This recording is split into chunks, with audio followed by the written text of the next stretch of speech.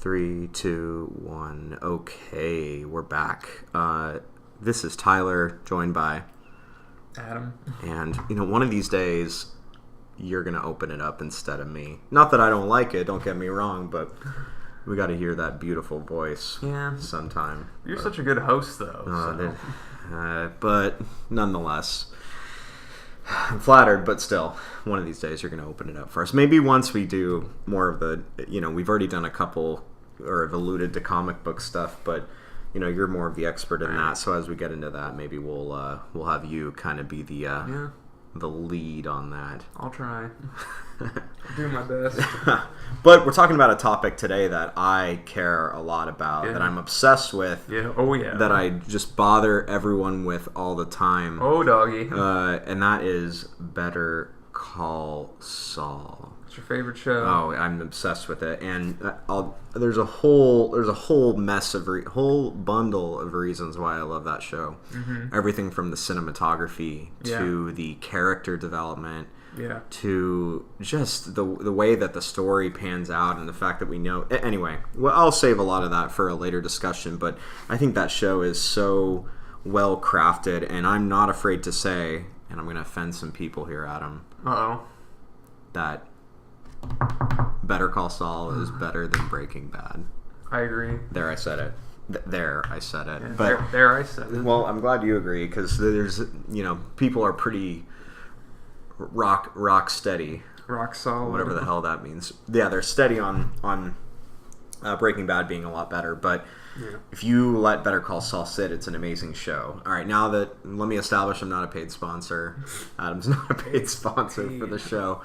Vince isn't writing us checks or anything. So with that being said, we're talking today, more recently we had season 3 that just ended, and I want to say recently, the show's kind of in a stall right now because it got renewed really late, but season 3 ended, and as we did in our previous, and we'll do for all content going forward, spoiler alert coming up. If you have not watched the end of season 3, then we'd recommend you shut this off and finish the show for the love of God, because it's amazing. Please watch it. It's great.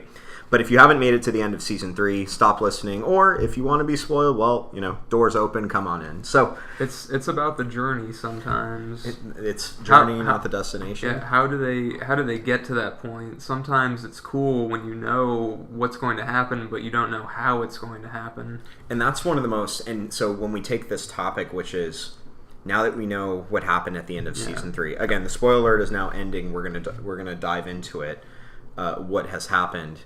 Now that we know we know ultimately what's going to happen with Jimmy, and that's this evolution into... You just watch Breaking Bad. Yeah, you watch Breaking Bad and you know who he's going to be, but the main question is, how is he getting there? And I think that... And we also know his future at post Breaking Bad because of the flash forwards, which I think is so intriguing because you thought that ultimately the show's main objective when you start watching it is that you're supposed to see Jimmy become Saul, but you don't think about the post Breaking Bad universe until they expose you to that. So it raises the question, what does season 4 have in store?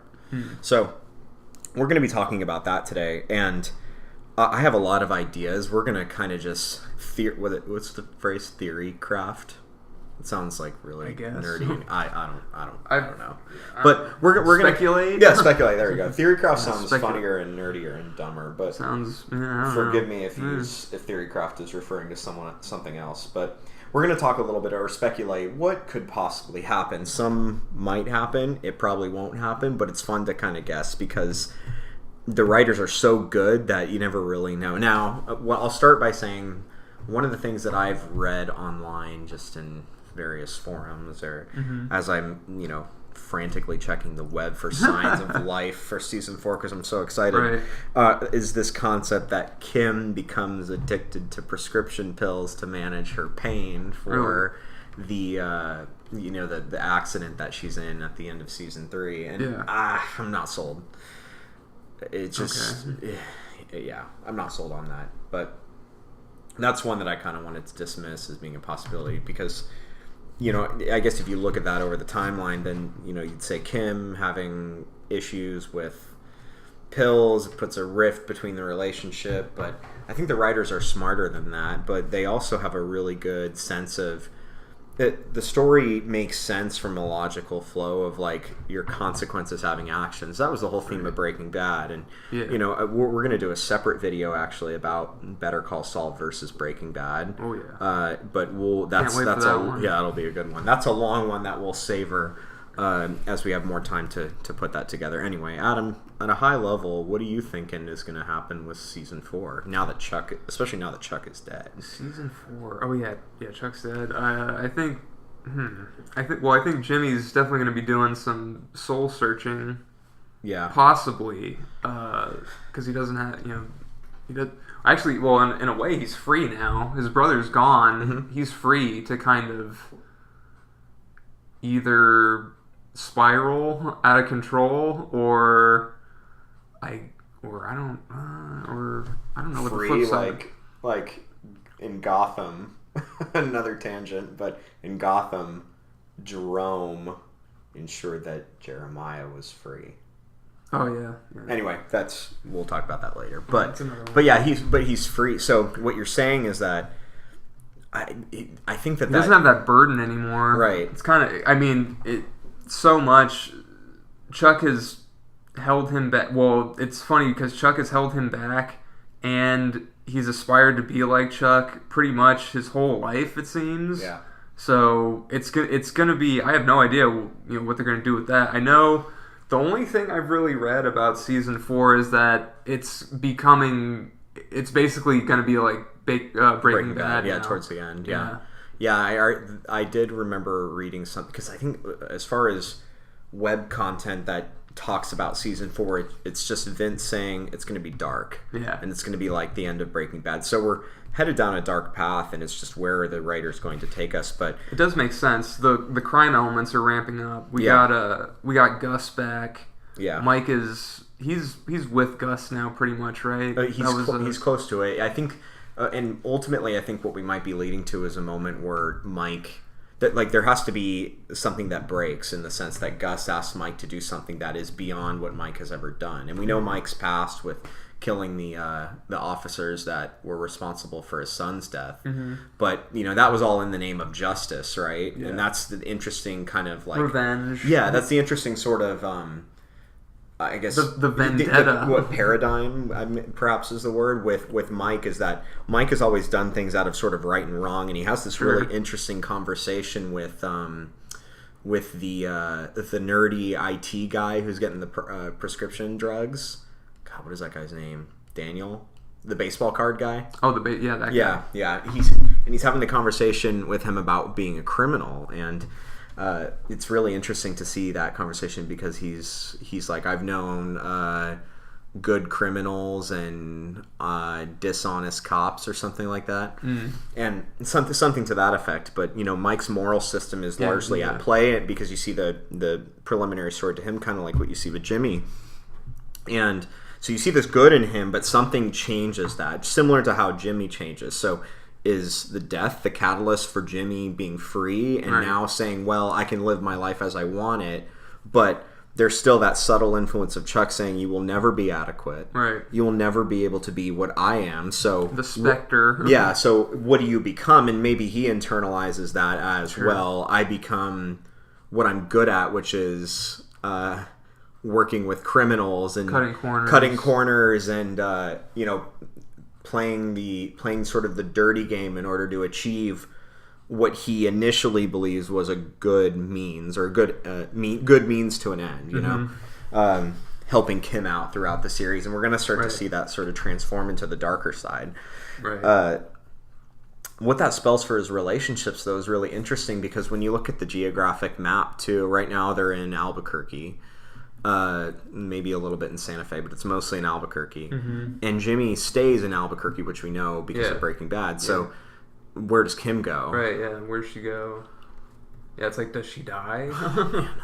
I think I'm not the only one who would say, and there are many who would agree, that many would be devastated if Kim died because she's great. I was going to say, well, it's funny you mentioned that pill thing. It's kind of... That would be kind of like a it's like Shakespearean in a way if she goes down with pills, but anyway. It's definitely tragic, like, because she's such a. But I could kind of see them doing something like that. It almost seems like it would be kind of like an easy way to do it. But I could maybe see it. I think there is kind of some merit there because she's a very driven character to like do what she doing her job, like, and she's what is it? She's motivated. She's just driven. Yeah, she's driven. She's motivated. Yeah. And the thing is that, and we see that in this season because she's, how the accident happens was because she's so, she's trying to close this deal at the detriment of her own health. Yeah, she's falling asleep at the wheel. Yeah. Yeah. That's how she gets into that mess. So, like, if that kind of a thing, some kind of an addictive element comes into play, and again, it's because it's because she's driven, she's trying to, accomplish a goal, her lawyer skills. But what's interesting, Adam, is that could be a thing, but the thing is, it's hard to say. So that's a good point. But the thing is that they throw Kim into that. Kim personifies or is the main persona, or her person really embodies that of being intelligent, smart, driven, hardworking. She doesn't cut corners. She's to a degree rule abiding. Yeah. They paint her in that image. Rules. She has moments with Jimmy, and I'll kind of share my views on that, where she kind of like deviates from that. Right. But at the end of season 3, you also see this moment. It's shot so well to see this sort of mental shift in her, where she's in the video. No, she's in the video store, right? And she's like with Francesca, their assistant, and she's shopping around, and she ends up deciding to just pick up a ton of videos, implying that she'll be on sort of this easy, lazy streak, and she like cancels all of her clients too. Oh yeah. In an effort to kind of like decompress from the work world. So if she disengages from the work world, it's this Kim that we know is that disappearing, or is that changing? And so with that being said, here's my opinion and my take on what season 4 might mean. I think that with that was sort of the early sign, perhaps, or maybe I'm reading too far into this, that Kim will move more into the realm of being more back-end support rather than being this full-fledged 100% lawyer. And we have to think about her relationship with Howard too, being perhaps part of that too. So while Jimmy was beaten down by his brother, Kim was kind of beaten down by Howard in a way as well. Yeah. He treated her as sort of an understudy, and that she wasn't capable of doing things on her own. So maybe she moves, and this is a crazy theory, but you know how in Breaking Bad Jimmy operates under the Ice Zebra Associates? I don't remember. Yeah, it's like who he writes it. Yeah, it's been. We can delve more into that when we move into the Breaking Bad versus Better Call Saul. But he has all his checks and all his banking written out to like Ice Zebra Associates, which is this company that you don't get a lot of info on in Breaking Bad. It'd be interesting to see if the writers cue that as into it, and Kim was on the back end of that part of finance management of the perhaps money laundering aspect of Saul Goodman's business. Interesting, yeah. Now, how that ties in with Gene in the future is something that we'll see, but I think it's a possibility beyond the Kim is dying theories, which I don't think is... It would be hard to believe that that's the case, and I know that there's been a lot of people out there that are suggesting a Kim spinoff too. But that I don't know if that would be that interesting, because it could maybe work. Yeah, I mean, when I say not interesting, I mean that more in the realm of like we got the lawyer thing. We had the drug business, and now we've got the lawyer thing. So it's where do we go from there as far as this Breaking Bad universe? So I mean that. But that's what I think might happen with it. And it's also why would they? In my opinion, too, like, let me ask you this question. Why would Francesca, knowing that Jimmy's down this path, stay with Saul Goodman if, for instance, like, Jimmy drove Kim away, right? Yeah. Think about it like that, because she still works for him in Breaking Bad, right? So, is there still that trio together that we saw in season 3, where they're like their own firm, right? But she's just not present. It just that's kind of what led me to that conclusion. I don't know. Maybe it's a little wild, but it's interesting. What do you think? It's possible. I don't know.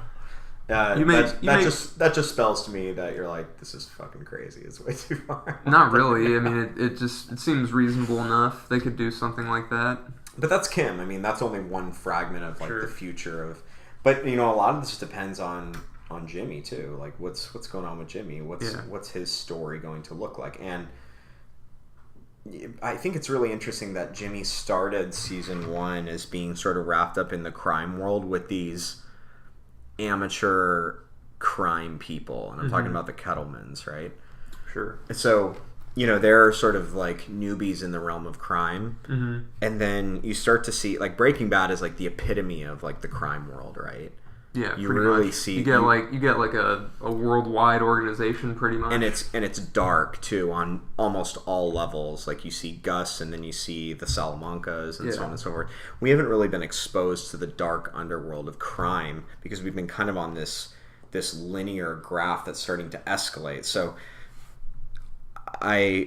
I wonder if that's where we're really going to start to see the Jimmy and Saul paths intersect, is as the crime world ramps up. That's where he becomes more involved. And all these other factors, like Chuck's death, are just catalysts in that process, right? I definitely think that's possible, that he's going to start getting in too deep with the crime element. But who will that be?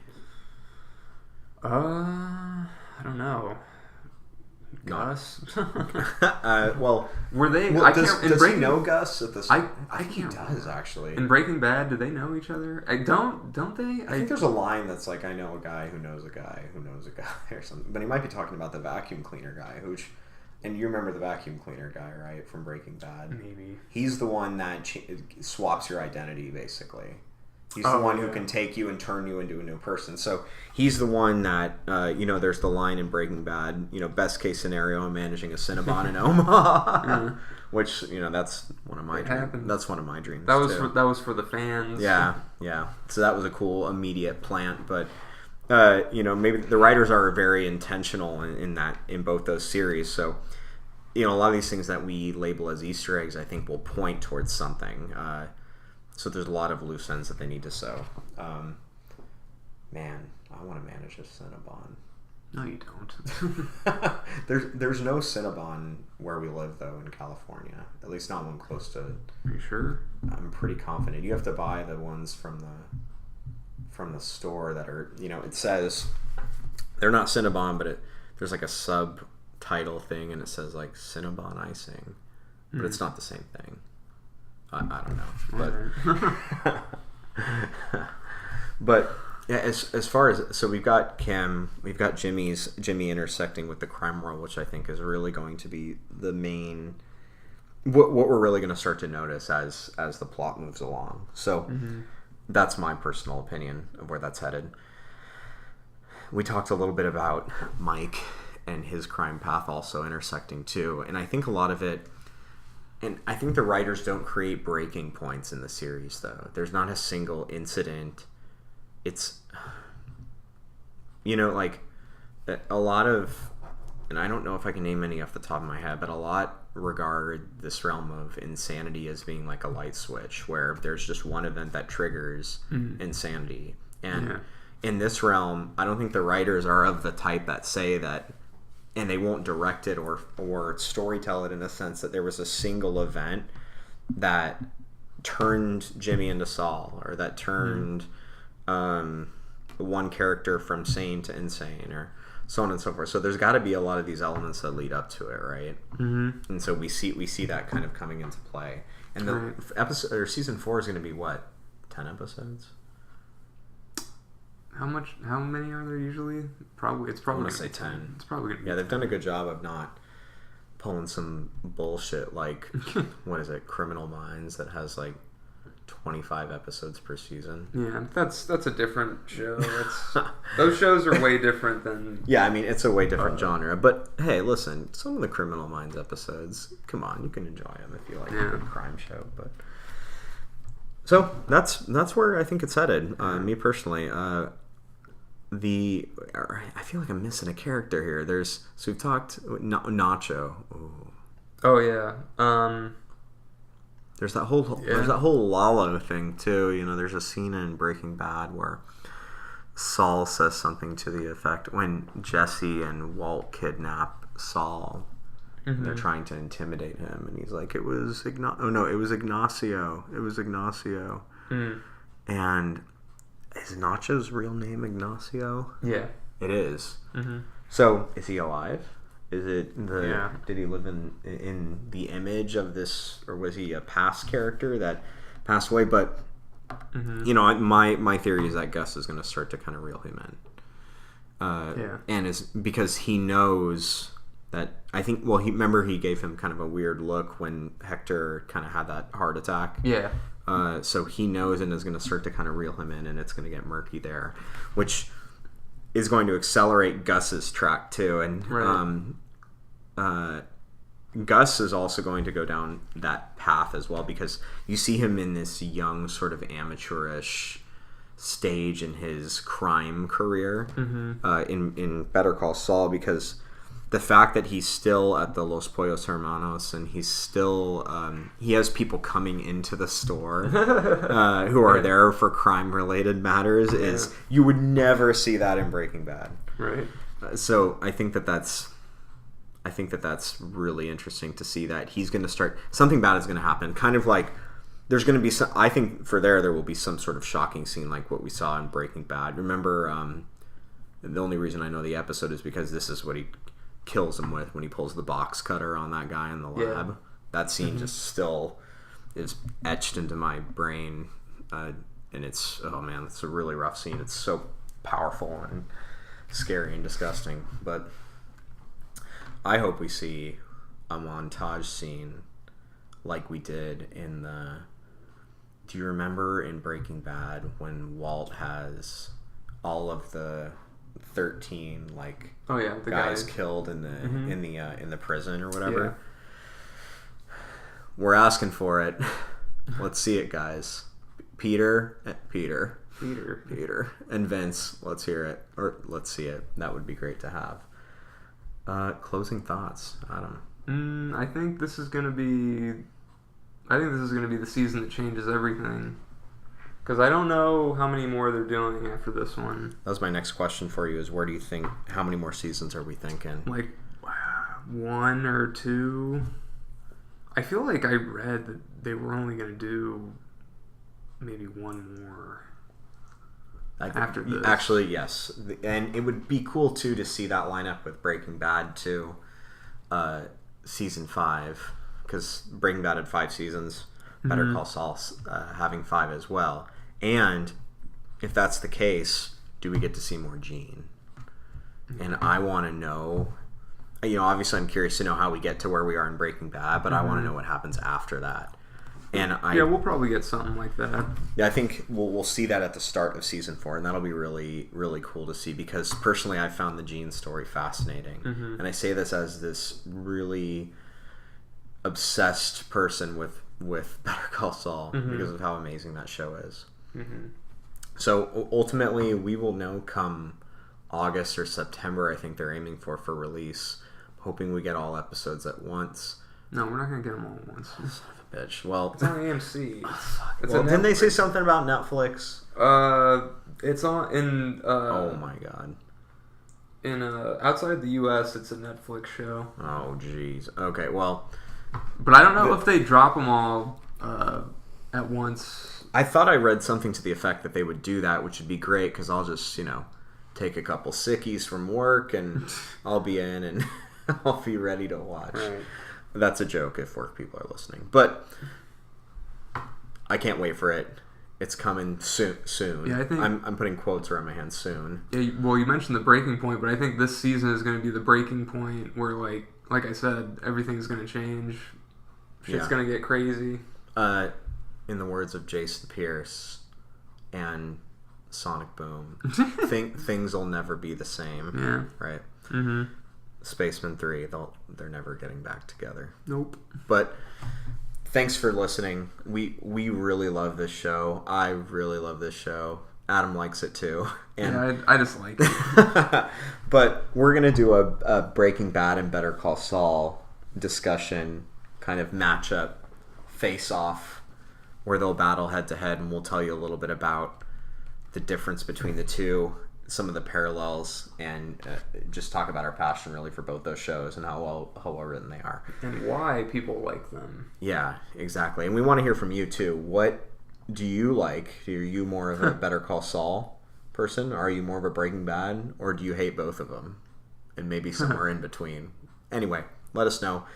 If you have more topics you'd like us to discuss, you can email us at a talk podcast. Yeah, love topics, love talks, love conversations. You can email us at a talkpodcast@gmail.com. We're also on Twitter at a talk podcast. And we look forward to chatting with you.